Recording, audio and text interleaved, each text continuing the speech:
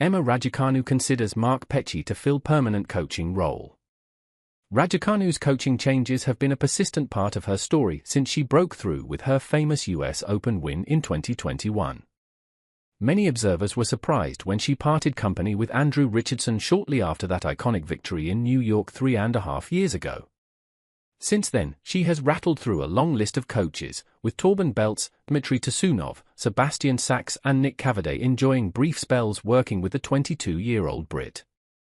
Her most recent coach lasted just one match, with Vlado Platnik disposed of after just one tournament at Indian Wells last month.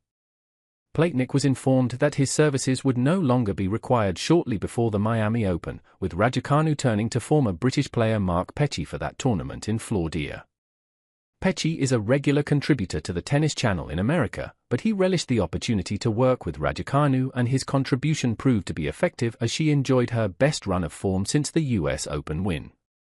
Raducanu made it through to the quarterfinals in Miami in a run that included a fine victory against top 10 player Emma Navarro and recent WTA 1000 tournament Amanda Anisimova. Petchey's encouraging words from the sidelines and the impact he appeared to have on her much-improved serve suggested he would be a perfect long-term coach for Raducanu. Now the BBC are suggesting Raducanu and Petchey are in talks to make his position in her camp permanent. Petchey is a former coach of Andy Murray, but decided to move away from working with professional players after relocating to America and taking up a role with the Tennis Channel.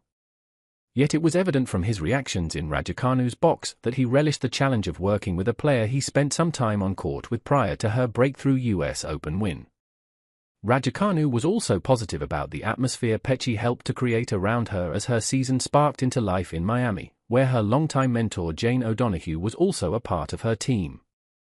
When asked what Petchey brought to the team, Raducanu offered up this verdict: "I think just a relaxed environment, but focused when needs to be.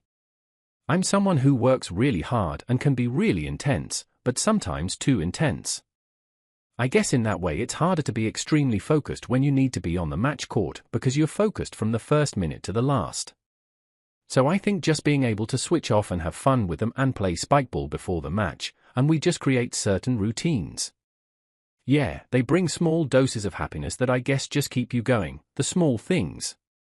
Just having them around, people that I really trust, yeah, I think that's probably when I started feeling a bit better off the court.